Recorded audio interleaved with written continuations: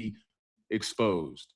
So what can that mean? In today's world, you're looking at a situation where people are associating with certain executives and C-level executives of organizations, and you're not looking at those affiliations that these people have.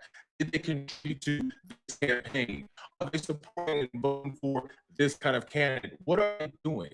When you're doing your city council for the average American and you want to vote for a city council member, what kind of research are you doing about them? How much investigation are you really putting into how they vote? What did they associate with? Who are they rallying with? Whose list are they on? Are they involved with anything that may not be in alignment with the moral, ethical standards that you have for yourself? When you start to really stand on your own and say, I don't want to be like other people, I want to create my own entity, I want to vote, and I want to move in a capacity that is independent to me, not what everybody else is doing, you start to create your own agency. Because as you allow people inside of your circle that may not have those alignments, you allow people to start swaying their belief systems, their energetic vibrations toward what you're doing. If you let somebody that's involved with younger children into your circle and they start to slowly communicate and massage a message that doesn't align with you, and you're wondering, where did that come from? Well, you didn't do your research. You didn't understand where they're coming from. So they're starting to plant their seeds and that negativity or that lower vibrational energy into your infrastructure, whether that is a court, whether that is a organization, whether it's management, whether it's C-level executives, whether it's the board of directors, whether it's your city council members, your mayor, your governor. When you are making conscious decisions about who you allow to lead and govern those institutions that you live in, you need to do your own research to evaluate who it is you're dealing with. What demons do they really have? Which ones have they overcome? Which ones can they share with you on ways to move forward? But if you don't understand that they have healed from it, then all they're going to do is repropagate those seeds inside of whatever fertility or whatever garbage you have. And if you don't stop in the beginning, it's going to perpetuate. So when you're going out and selecting which softball coach or which basketball team, you need to evaluate who is the coach doing? What's the track record? Don't judge your book by its cover. Yeah, absolutely. We're going to evaluate. We don't judge, we evaluate the patterns, behaviors, history of people that we associate with, so that we, any kind of affiliation, we know exactly what we're dealing with. And the more important part of this is, if you see any of those signatures start to spawn up around you, you have a tunnel vision. You can make a beeline and say, hey, well, there's one person in this organization that has a background in this kind of nefarium. Oh, what happened to this person? Somebody just got missing. She was raped. Oh, well, there was one person on our board of directors that was involved in a rape situation. You can start to make those deductions faster.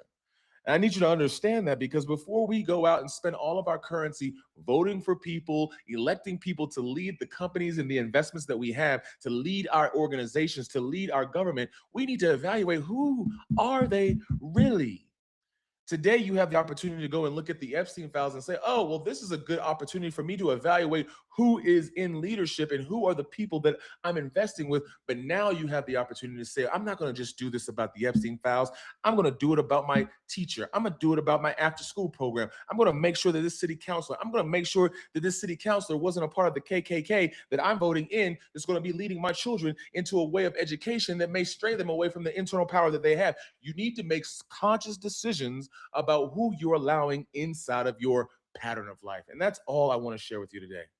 You have the ability to do your own research, and that's what I want to communicate and share with you in high verbosity, that what time you put into evaluating who you will let around you is what's going to dictate how you grow in the foundry, in the garden of your life.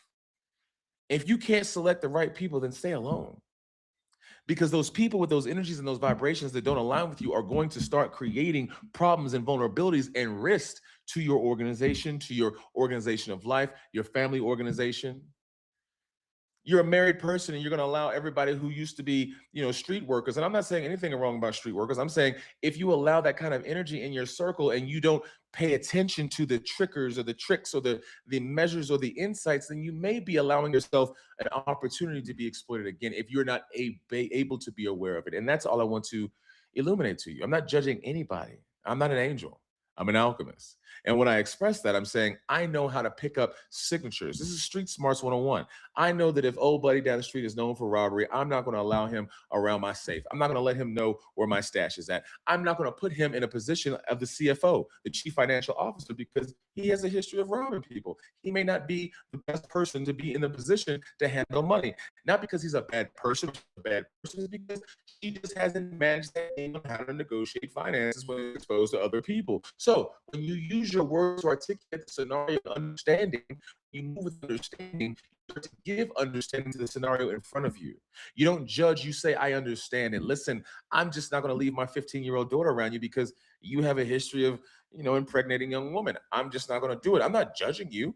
I'm not saying that you're a bad person. You just have a proclivity that I don't want around my 15-year-old daughter. And that's not judgment.